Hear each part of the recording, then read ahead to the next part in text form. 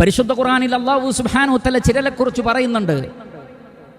വമിൻഹും മൻ ആഹദല്ലാഹ് ലഇൻ ആതാനാ മിൻ ഫദ്ലിഹി ലനസ്സദ്ദഖന്ന വലനകൂനന്ന മിനസ് സാലിഹീൻ ഫലമ്മാ ആതാഹും മിൻ ഫദ്ലിഹി ബഖലൂ ബിഹി വതവല്ലൂ വഹും മുഅ്രിദൂൻ فأعقبهم نفاقا في قلوبهم إلى يوم يلقونه بما أخلفوا الله ما وعدوه وبما كانوا يكذبون.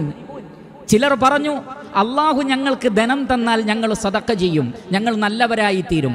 അള്ളാഹു പണം കൊടുത്തു, ലാഭം കൊടുത്തു, അപ്പോഴോ അവരതാ പിശുക്കന്മാരായി മാറി. ആദ്യം പറഞ്ഞതൊക്കെ മറന്നു, പിശുക്കന്മാരായി. അള്ളാഹു സുബ്ഹാനഹു വ തആല പറയുകയാണ്, ഫഅഅഖബഹും നിഫാഖൻ ഫീ ഖുലൂബിഹിം, അവരുടെ ഹൃദയത്തിൽ അള്ളാഹു കാപട്യം ഇട്ടുകൊടുക്കും. എപ്പോൾ വരെ? ഖിയാമത്ത് നാൾ വരെ. ഇലാ യൗമി യൽഖൗനഹു.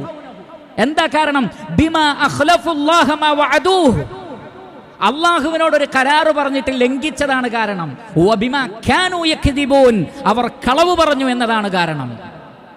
കളവ് പറയൽ, കരാറ് ലംഘനം ഹൃദയത്തിൽ കാപട്യം വന്നു ചേരാൻ കാരണമായി തീരും. അള്ളാഹുവിൽ നിന്നുള്ള ഉഖൂബത്താണത്, ശിക്ഷയാണത്. ഞാനും നിങ്ങളും ഭയപ്പെടേണ്ടതുണ്ട്. അതുകൊണ്ട് പ്രിയപ്പെട്ട സഹോദരങ്ങളെ, കരാറ് പാലിക്കുന്ന യഥാർത്ഥ വിശ്വാസികളുടെ കൂട്ടത്തിൽ ഉൾപ്പെടാൻ നമ്മൾ ശ്രമിക്കണം.